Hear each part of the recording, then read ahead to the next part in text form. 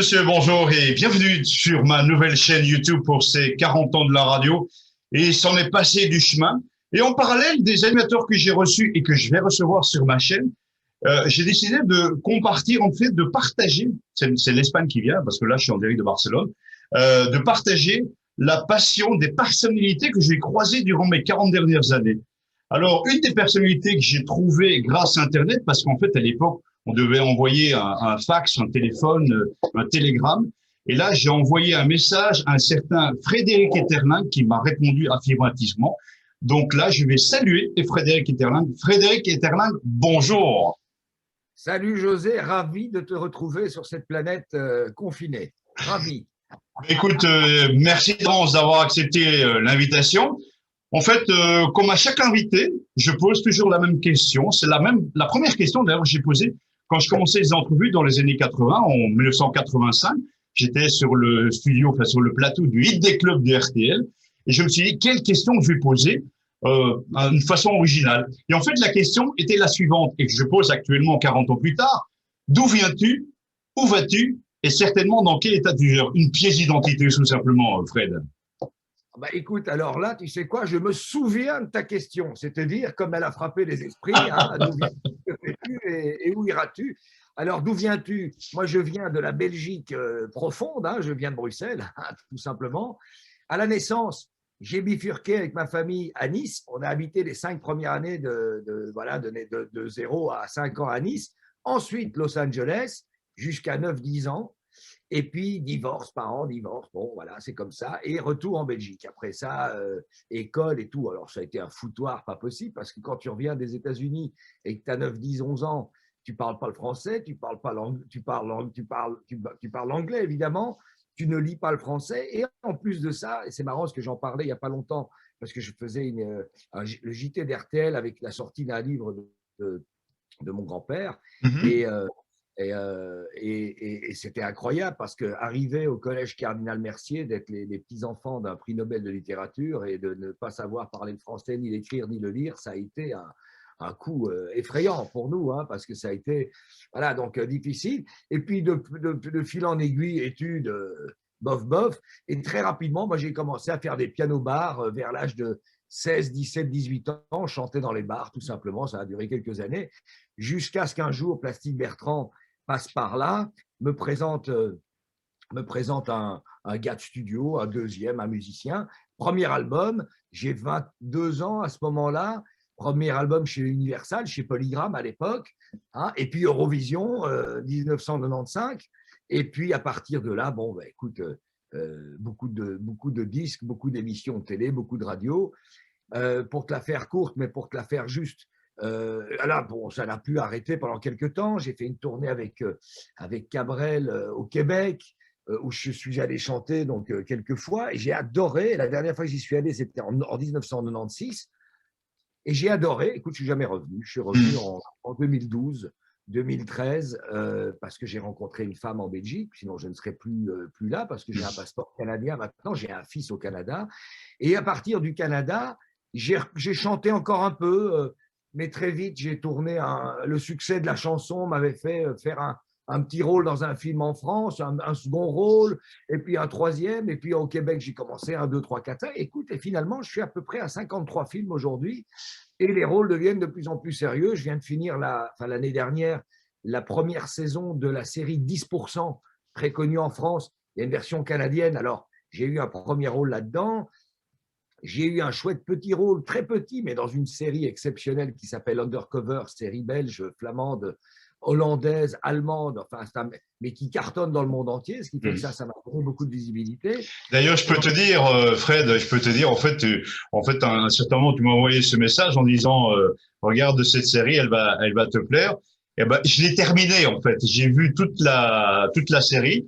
Et c'est vrai que c'est vraiment bien fait. Je vous le conseille. Elle est foutue, elle est bien, elle a été traduite en plus de 20 langues. Elle fait le tour du monde. Et je dis bravo, hein, vive la Belgique. Est-ce qu'il y a une suite, justement? Il y avait 6 saisons, je pense, hein, 6 ou 7 saisons, pas facilement, ou 4. Non. Il y a une seule saison, mais avec, je crois qu'il y de avait chapitres. 10 épisodes. il y avait 9 épisodes ou 10 épisodes maximum. Et oui, il y a une deuxième saison, mais que j'arrive pas à voir encore sur le Netflix. Ici, ça dépend d'un territoire à l'autre. Enfin, voilà, écoute, il y a eu ça, écoute, voilà, plein de chouettes souvenirs de films, beaucoup tournés au Canada, beaucoup tournés en France aussi. Et puis, depuis quelques années, depuis 1 an ou 2, je me suis mis à l'humour parce que finalement, c'est ce que je fais depuis que je suis né, faire le con. Et donc, mes potes me disaient depuis toujours, que ce soit Bruno Solo, que ce soit Lionel Jadot, que ce soit mes proches, Plastique, mais me dit Fred, mais à force de faire le con, qu'est-ce que tu attends pour le faire sur scène? Et finalement, écoute, ça a été pour moi ce qui me paraît le plus naturel et le plus simple, le plus difficile, parce que va-t'en monter sur une scène sans musicien derrière toi, sans musique et sans un texte à chanter, vas-y et balance pendant 1 heure et demie des conneries et fais rire les gens. Alors, je me suis essayé au Kings of Comedy ici à Bruxelles. Il y a 1 an et demi, je suis monté sur la scène, j'ai rien préparé. Et je suis monté sur la scène, écoute, je me suis régalé. Et depuis lors, je suis à l'écriture d'un spectacle. Alors, en attendant, je fais des capsules d'humour sur Instagram, sur Facebook, de chez moi, dans un fauteuil un peu genre Emmanuel, qui est très reconnaissable, un peu Monsieur Manhattan de l'époque de Benoît Poulvord, où je déblatère tout ce que j'ai à déblatérer. J'ai 52 ans aujourd'hui, donc je n'avais déjà pas de filtre avant, j'en ai encore moins aujourd'hui, et je balance tout comme ça me vient. Et voilà, alors j'essaye de ne pas être grossier pour être grossier, j'essaie plutôt de faire même du pédagogique, en mettant en garde, par exemple, les gamines sur des comptes comme, tu sais, ces trucs de rencontres, comme, comment ça s'appelle maintenant, ça ne me revient pas, mais enfin bref, tu vois, où il n'y a que des conneries. Et puis voilà, dès qu'il y a des trucs un peu, bon, je tape dedans, je m'en fous. Aujourd'hui, tu ne peux plus rien dire en humour sans te faire balayer. Alors heureusement, l'Internet, c'est relax parce que tu peux dire ce que tu veux. Au pire, tu reçois quelques insultes par écrit et ça s'arrête là, quoi, tu vois. Mais voilà, donc bon, j'ai fait quelques passages en radio qui ont été très rapides parce que j'ai été trop loin, donc j'ai été éjecté directement. Et donc voilà,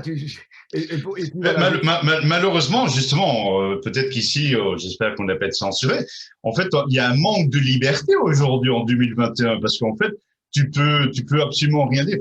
D'ailleurs, en fait, le débat pourrait être ouvert.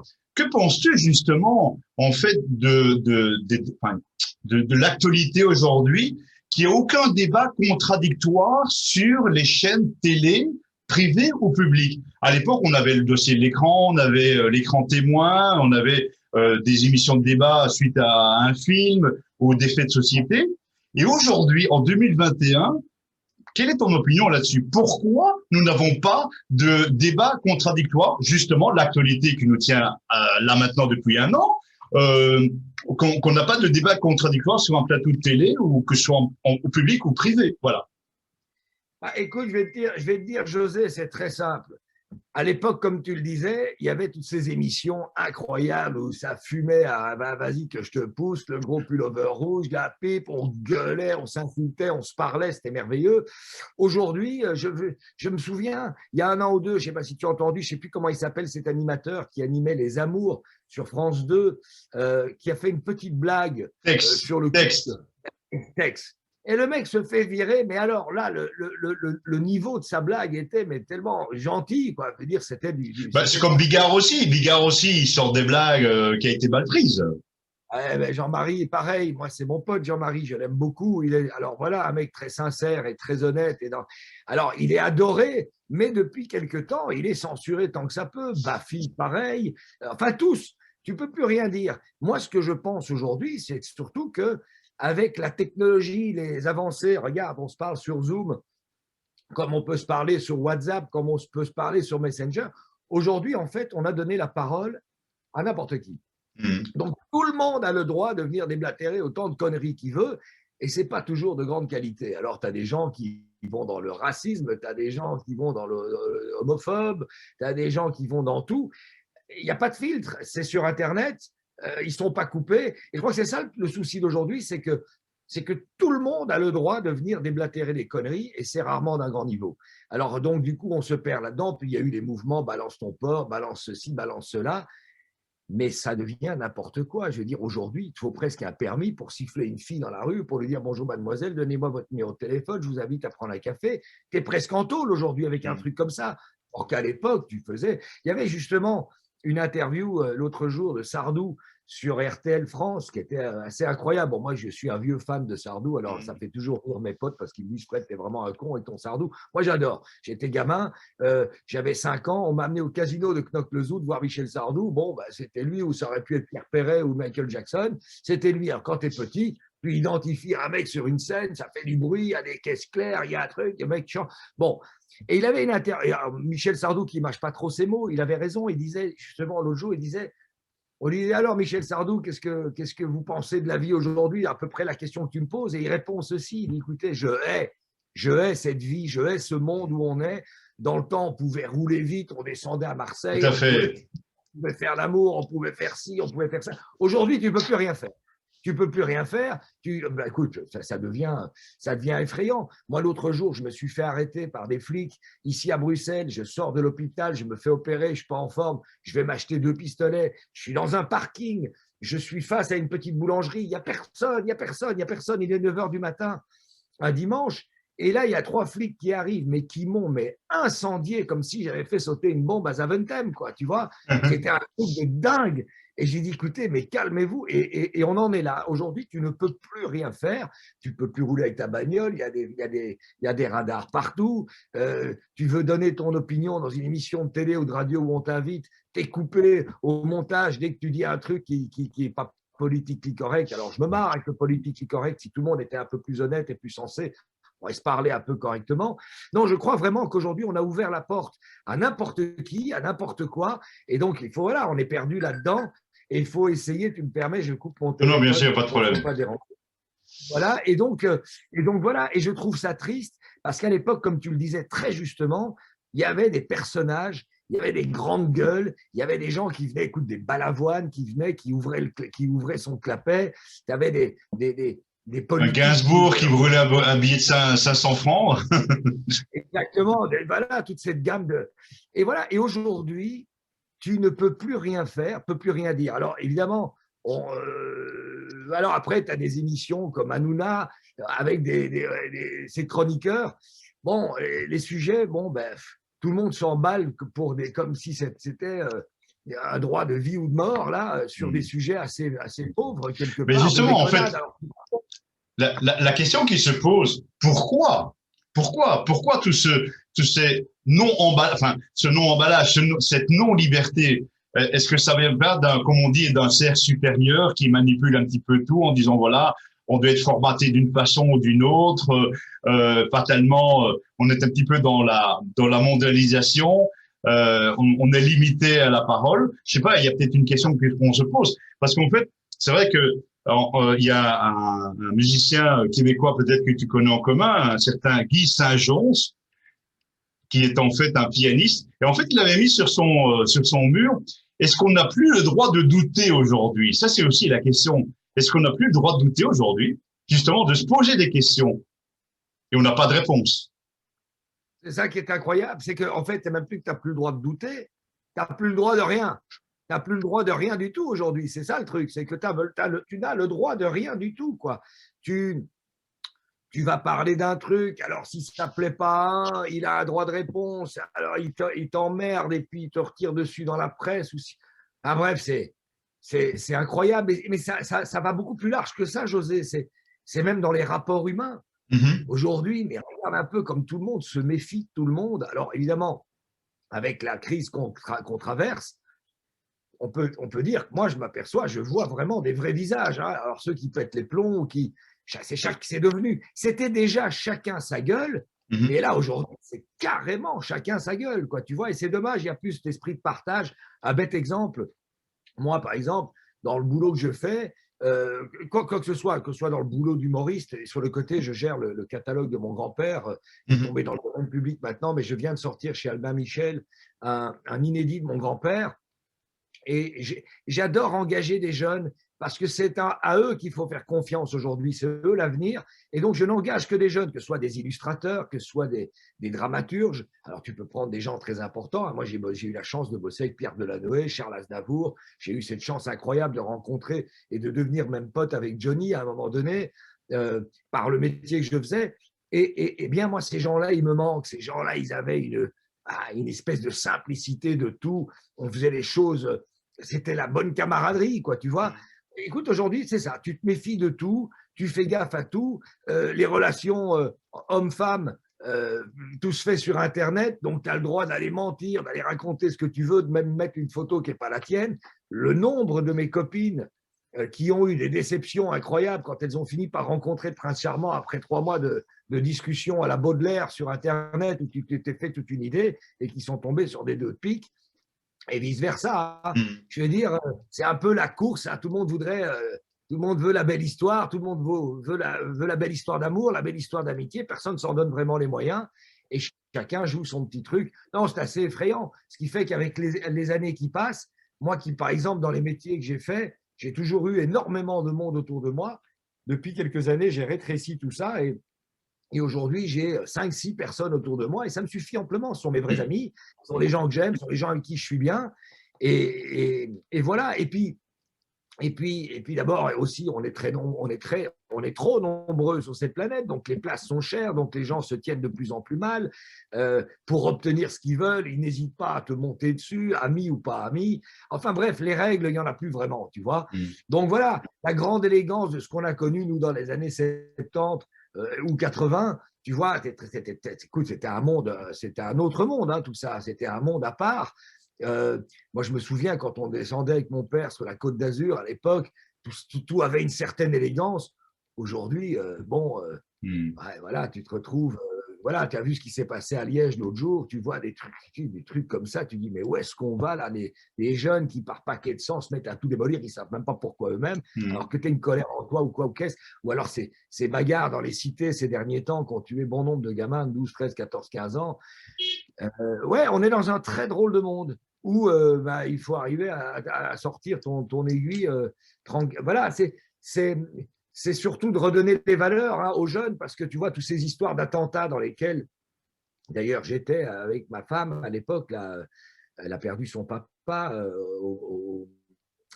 le 22 mars 2016, tous ces attentats, je crois qu'aujourd'hui, il n'y a plus. Moi, je m'aperçois, j'ai passé 17 ans de ma vie au Québec et je vois, par exemple, l'éducation qu'on donne aux Québécois.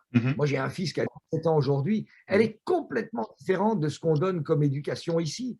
Ici, j'ai l'impression, les parents, ils mettent leurs enfants à l'école et à l'école à faire tout le travail. C'est pas comme ça que ça marche. Et regarde un peu, ça nous fait des générations Non, tout à fait. pratiquement d'attardés et de sous-développés et de gens qui cassent tout. Voilà, il y a un gros problème d'éducation. Et ce qu'on n'avait pas à l'époque, putain, à l'époque, on était un peu plus serré, alors ça nous emmerdait, certes, mais il y a quand même des bases, quoi. Tu vois, moi, pour un bozo comme moi, ce qui m'a appris beaucoup dans la vie, c'est quand on m'a mis un pied au cul, que je suis parti à l'armée pendant 12 mois, j'ai fermé ma gueule et j'ai appris à marcher dans le pas. Et puis voilà, mais c'est comme ça que ça devrait. D'ailleurs, je recommande vivement que tous les pays remettent l'armée obligatoire parce que c'est vraiment quelque chose qui t'apprend la vie. C'est un passage obligé, mais qui te rend moins con à la sortie de ça, t'en as chialé, mais voilà. Donc aujourd'hui, on est dans un monde où tout le monde fait tout et n'importe quoi, et puis essaie de se prendre le truc et se passer autre chose. Enfin bref, ça n'a plus beaucoup d'allure. Et c'est rarement très intéressant, quoi, tu vois. Donc, effectivement, une fois que tu as une belle histoire, tu as des belles amitiés ou une belle histoire d'amour, ben, garde-la bien sérieusement parce que ça vaut quelque chose. Et que dans ce monde de tordu, voilà, moi, mon sentiment. Alors aujourd'hui, je vais essayer de balancer tout ce que je pense qui intéressera ou qui intéressera pas, hein, je m'en fous. Mais il y a beaucoup de choses à dire sur beaucoup de choses. Et j'aimerais aujourd'hui arriver à faire un spectacle qui est pratiquement terminé et que je vais m'essayer dans quelques petites salles en Belgique ou au Canada. J'aimerais vraiment faire un spectacle où tu balances les choses. Alors, ce spectacle sera beaucoup axé sur ma vie et tout ce qui s'est passé autour. Moi, j'ai vécu des trucs de furieux et qui sont très drôles quant à la manière dont tu les racontes, évidemment. Et ce serait de terminer un spectacle que les gens s'en aillent en disant putain, il va loin, mais il n'a pas tort. Et puis essayer Juste, voilà, tu sais, comme pour tout dans la vie, hein, il y aurait du dialogue, il n'y aurait pas de guerre. Ça, le problème aujourd'hui, c'est qu'il n'y a plus de dialogue du tout. Tout à Chacun, fait. il va de sa part, personne n'écoute personne. Et donc, le dialogue, c'est zéro, quoi, tu vois. Mm. Et donc, voilà. Et donc, pour cette opération, je suis épaulé de mon ami Bruno Solo et Eric Logérias. Donc, j'ai quand même deux mecs assez formidables qui vont me mettre en scène. Et moi, j'amène toute la matière. Et puis après, à moi de trouver le ton et de faire ça. Exercice qui m'amuse beaucoup d'ailleurs, parce que je m'amuse beaucoup en faisant mes capsules. Je commence à avoir de plus en plus de gens qui suivent ça. Et, euh, et j'essaie de donner un ton tout à fait entier. Après, tu peux aimer, ne pas aimer. Moi, je suis bon pour tout. Hein. Mais, euh, mais voilà, on est dans un monde vraiment de plus en plus difficile. Alors, est-ce qu'il est plus difficile que nos parents à l'époque? J'en sais rien. Je crois que chaque période, chaque saison apporte son lot de nouveautés, on va dire. Mais ouais, on est dans un monde difficile. Et avec ce qui nous arrive là, je t'avoue, j'espère que ça rendra les gens moins cons et plus solidaires, mais je me permets d'en douter quand je vois ce que je vois. Mm.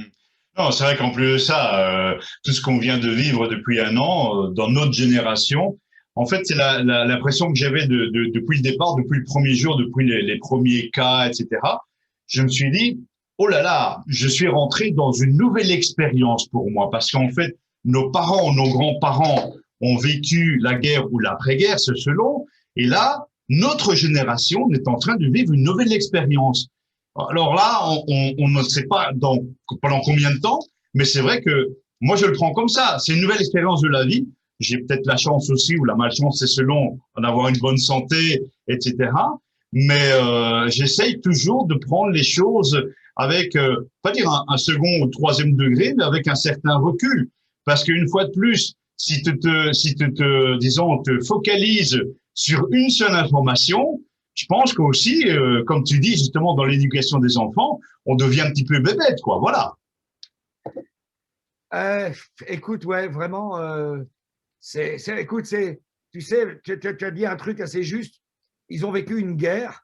Je te dirais aujourd'hui, ça va peut-être faire bondir les gens, mais Ouais. cette guerre qu'ils ont vécue est épouvantable. Là, je la connais par cœur, je regarde les émissions, j'ai acheté tous les DVD sur Apocalypse, tu sais, la Deuxième Guerre mondiale, la première, maintenant ils vont sortir le Vietnam. Bon, je suis passionné de ce genre de documents Par contre, réels. nous, on est dans le monde de luxe, hein, parce qu'on a tout ce qu'il faut à la maison. Hein. Alors, oui, mais justement, tu vois, et là, je me dis, à l'époque, bon, ben, il se ramassait deux, trois bombes sur la gueule à certains moments, mais pour tout le reste, il y avait encore des rapports humains. Tout à Et fait. tu vois, aujourd'hui, nous, on ne se ramasse pas de bombes sur la gueule, mais il n'y a plus de rapport humain du tout. Et c'est Hmm. pas mieux. C'est pas mieux parce qu'on est carrément cloisonné, on est carrément enfermé dans notre petit monde où on n'a plus de contact avec personne. Et je me demande finalement, moi, si je préférais pas que de 6 à 8, il y ait deux, trois ch'toukas qui te balancent un truc. Bon, ben, tu prends sur la poire, ça s'arrête, ça continue plus loin. Mais il y avait encore une vie, une entraide. Les humains étaient entre. Enfin bref, tu vois, c'était autre chose. Ici, c'est carrément une guerre. Hmm. C'est comme si tu voyais dehors, imagine des petites boules de virus un peu partout, mais là, elles sont invisibles. C'est carrément effrayant, quoi. Tu Hmm. vois, j'avais vu une image d'ailleurs hallucinante de ça d'une vue de Central Park où tu voyais des tas de gens et ils avaient mis des millions de petites bulles de virus et tu navigues à travers ça. Donc l'ennemi, il est invisible et il tue pareil. Hein.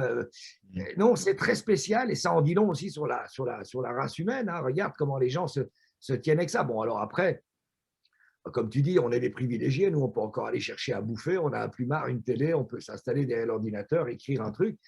Et je pense à tous ces gens qui vivent à 5, 6 dans des plus petits appartements. Je pense à toutes ces femmes qui se font cogner sur la gueule parce que le nombre de divorces qu'il y a depuis un an, c'est effrayant. Le nombre de séparations qu'il y a eu depuis un an, le nombre de pères qui ont frappé sur leurs enfants. Ben, je veux dire, les gens perdent le fil de tout. Donc ça, voilà, je veux dire, il y aura il y a des dégâts collatéraux là. Hein. Collatéraux. Hmm. C'est effrayant, quoi. Bien, si C'est tu veux, Fred, pour revenir à un petit peu à l'édition, la ligne éditoriale de la chaîne des 40 ans de la radio, est-ce que tu te souviens de la première radio que tu écoutais quand tu étais jeune ou enfant, ou parce qu'en fait, tu étais versé dans la musique. Tu te rappelles de la première radio que tu écoutais? Radio Cité. Ah, voilà, on en revient très souvent. Radio Cité. SIS, Radio Cité, c'était oui, 78, 80. Radio Cité. Encore une fois, de la radio, c'était ouvert à tout. Tu pouvais tout te permettre. Mhm. Je te dis encore une fois, moi, il y a quelques années, j'ai été pris sur une chaîne de radio. Je vais pas mettre une couche de pub dessus, mais ils me demandent de venir un peu faire le Bigard belge, le Bigard, le Bafi. Alors, je dis, bon, c'est quoi? Bon, ben, un peu grande gueule, un peu électron libre, balance. Ça a duré 15 minutes. Hein.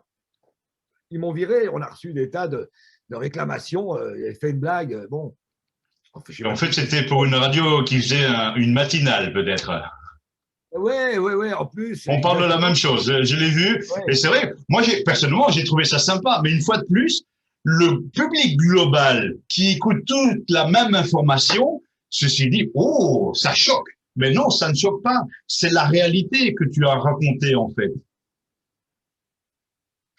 Alors, si on parle de la même chose, alors là, il y avait un passage sur Radio Contact un matin, et ça, je taillais des portraits, c'est-à-dire que je prenais une personnalité et je lui inventais une vie complètement loufoque. C'était très drôle. J'ai pris ma pote Maria Del Rio, que j'adore, et on a bien rigolé. Bon, là, le concept n'a pas plu. Bon, non, après sur RTL, pareil. Là, tu t'aperçois que, et encore là, tu vois, j'ai dit, mais on doit avoir un format radio comme si les gens étaient abrutis.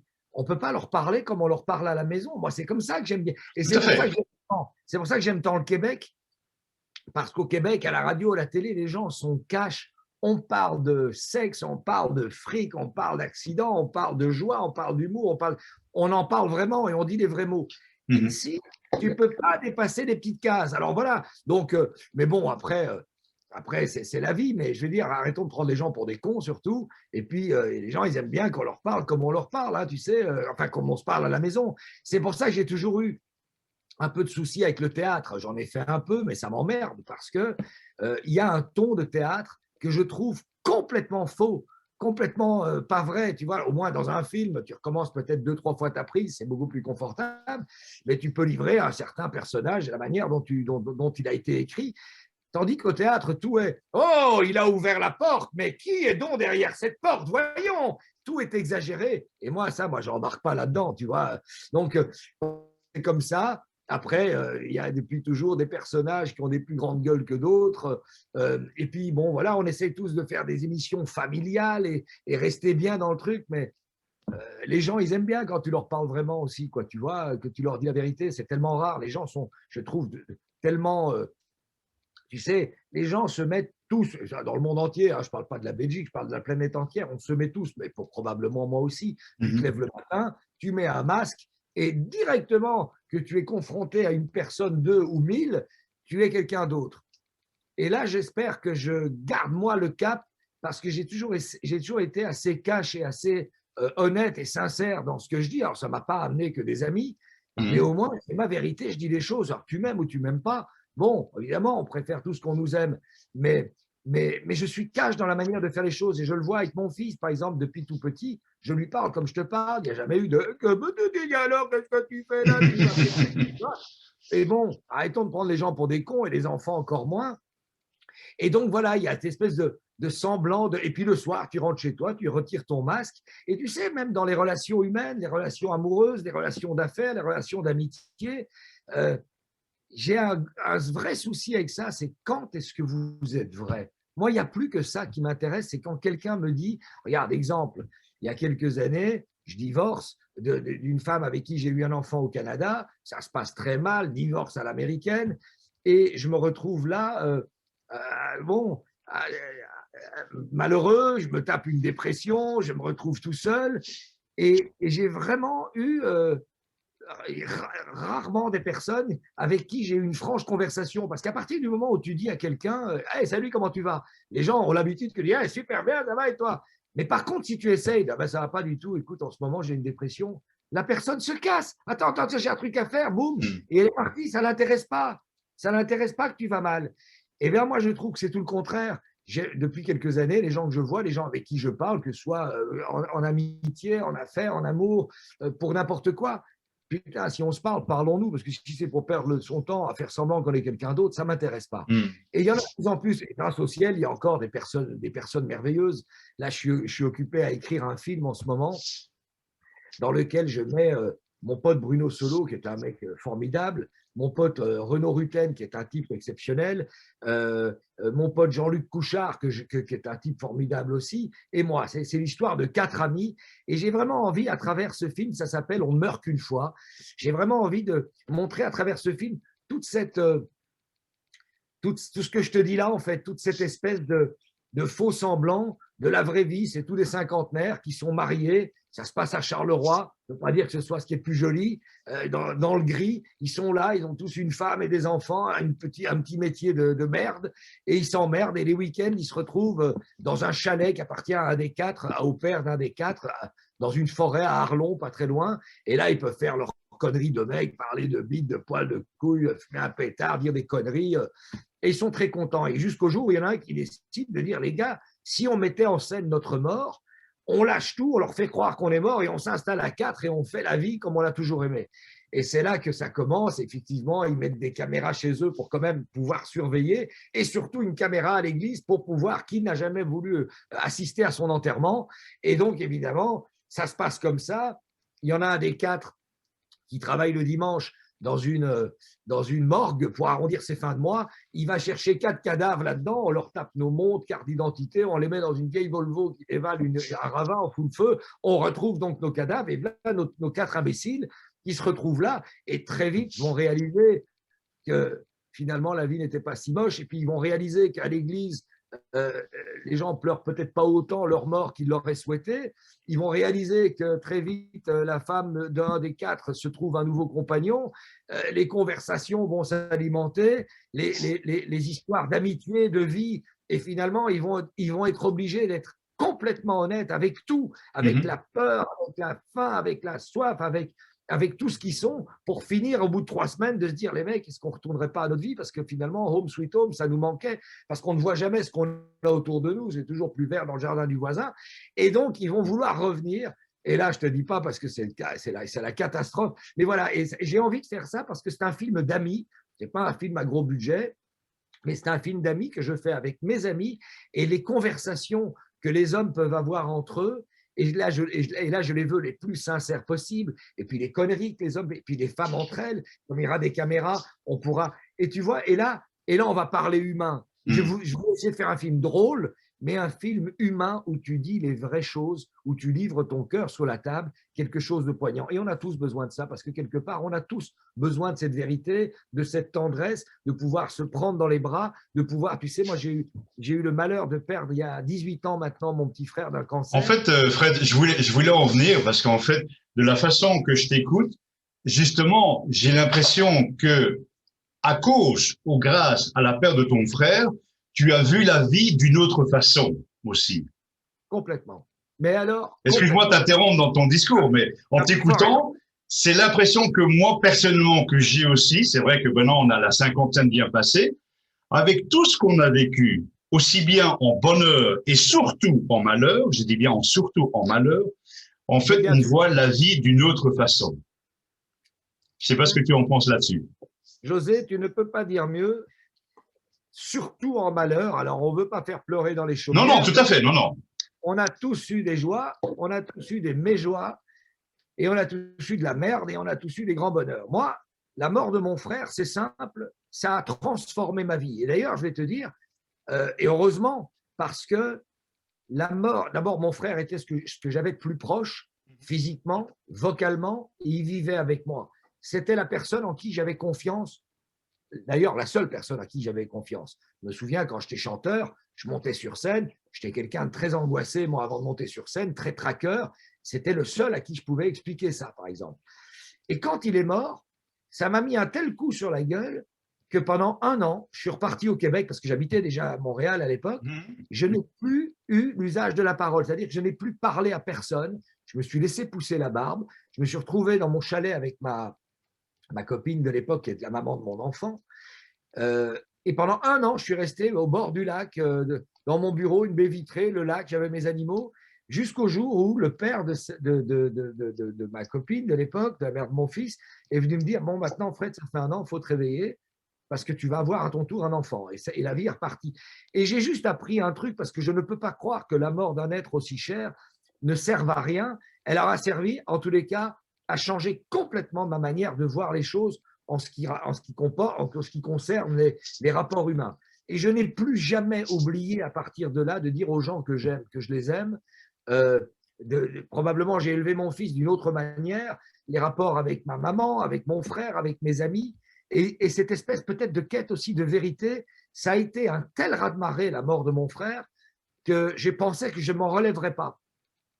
Mais elle t'apprend que en une seconde, ta vie, elle s'arrête là. Alors va à l'essentiel et sois ce que tu es, sois toujours ce que tu es. Et puis, par exemple, moi qui écoutais beaucoup de conseils à l'époque, et souvent je me plantais, je me disais, ben, je préfère écouter mon cœur, mon âme, et si je me plante, ben, je me serais planté moi-même. Mais je n'aurais pas écouté le bozo, tu vois. Et puis, bon, voilà, et puis les choses évoluent, et voilà. Et à l'âge qu'on a aujourd'hui, bon, moi j'ai une histoire, je ne vais pas m'attarder dessus, mais j'ai eu un père qui était franchement pas un cadeau. Hein. Moi, je commence mon spectacle comme ça. Hein. Alors, Adolf Hitler, c'était un bisounours à côté de mon père. Hein. C'est pour vous donner une idée. Alors, je vous explique, je développe un peu.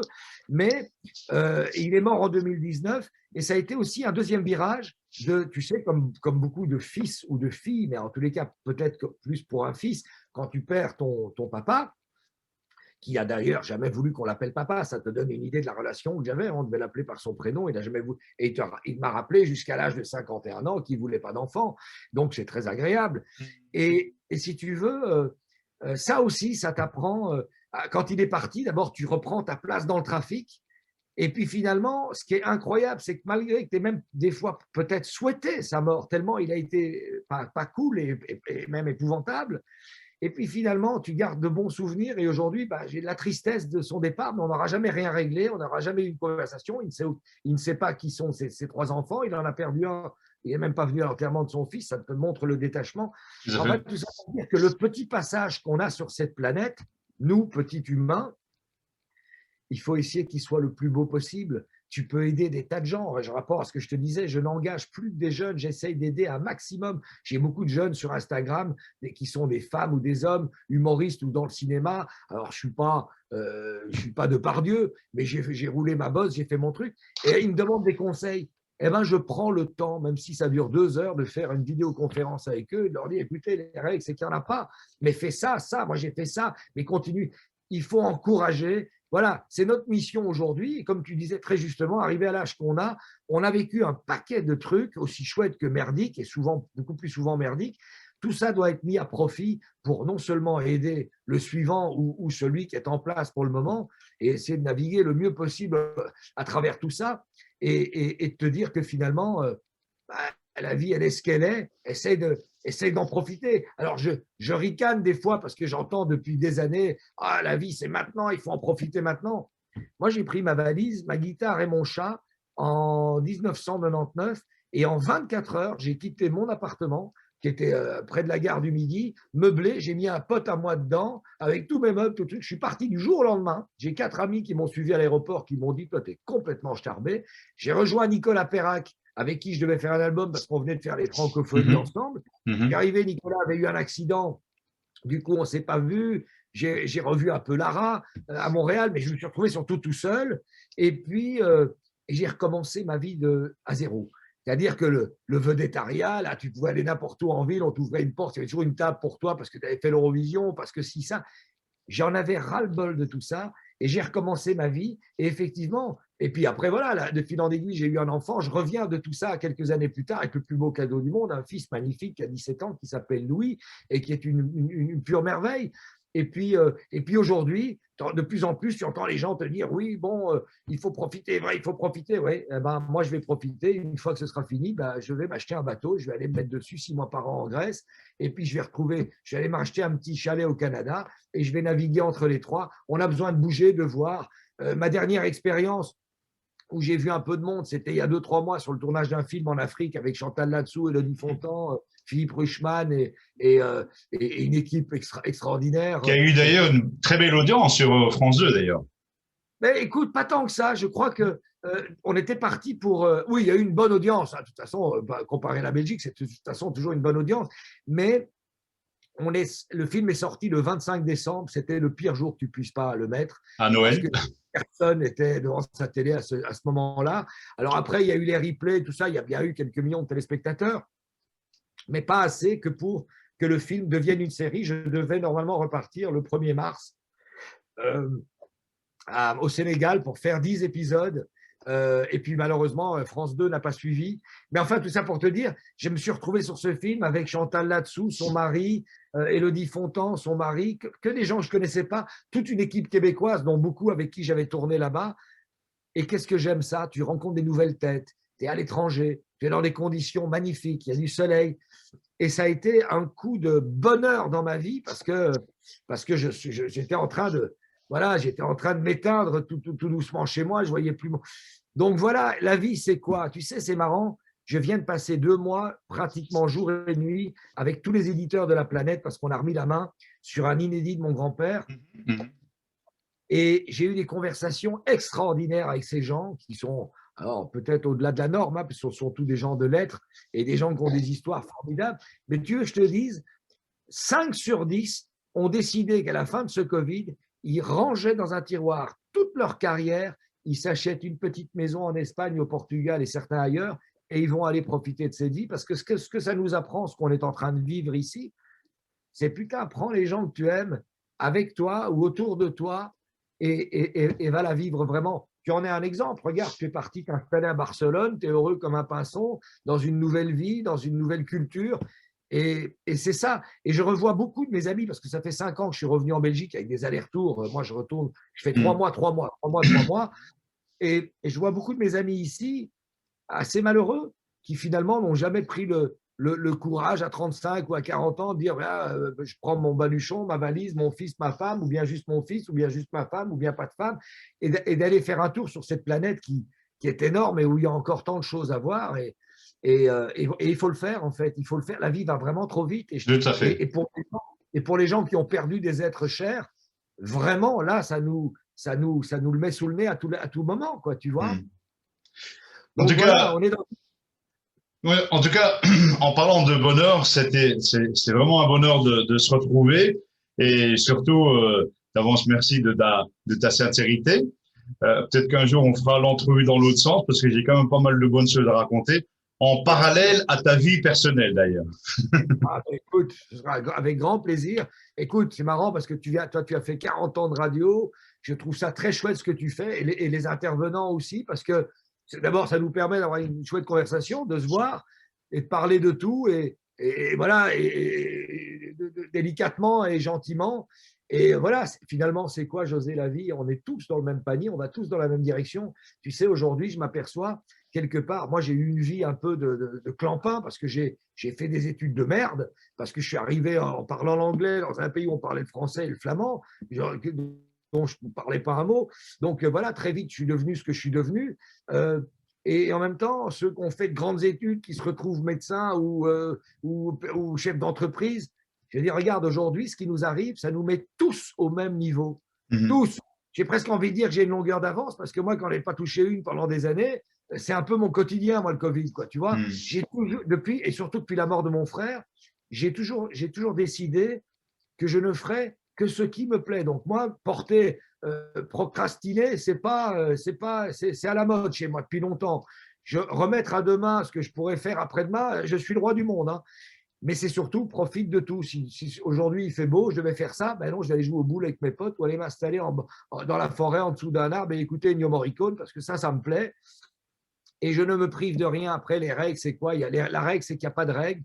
C'est surtout d'essayer tous de se tenir les coudes, de s'entraider, parce que, nom de Dieu, dans quel monde on est, ça devient presque effrayant. Mais en même temps, tout ça dans une beauté absolue, quoi, tu vois. C'est très spécial. Mhm. Alors à l'âge qu'on a, on a fait des amitiés qui font qu'elles sont là aujourd'hui. Je ne crois plus qu'à ça. Les amis sont là jusqu'au bout de la vie, la famille peut des fois pas toujours. Et puis d'essayer de le faire au plus beau. Et moi, voilà, je conseille à mon fils en premier et au reste de la planète après, voyager, aller rencontrer des gens, aller aider des gens. Moi, je me souviens avoir été en Afrique là sur le tournage. Et quand je tournais pas, j'allais aider une famille de Sénégalais à construire une cahute ou un truc, rien de plus formidable. Je suis reparti, je leur ai offert mes 2 valises avec tous mes vêtements. J'ai jamais vu autant de bonheur dans le regard de ces gens. Et voilà, on vit pour ça finalement. Non, c'est vrai qu'en plus de ça, en voyant les 5 continents, on a vraiment, on a l'impression, justement, toi qui as vécu une expérience en Afrique, on a l'impression de ne pas vivre un 5 étoiles, mais un 10 étoiles ou un 15 étoiles par rapport à eux. Hein.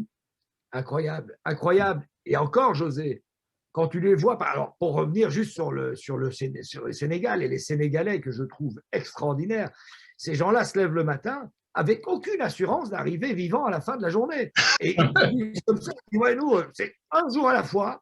Et j'ai adoré cette philosophie parce qu'effectivement, c'est un jour à la fois. Moi, je peux sortir après avoir parlé avec toi, chercher des carottes pour mon lapin, me faire écrabouiller par le tram au bout de la rue.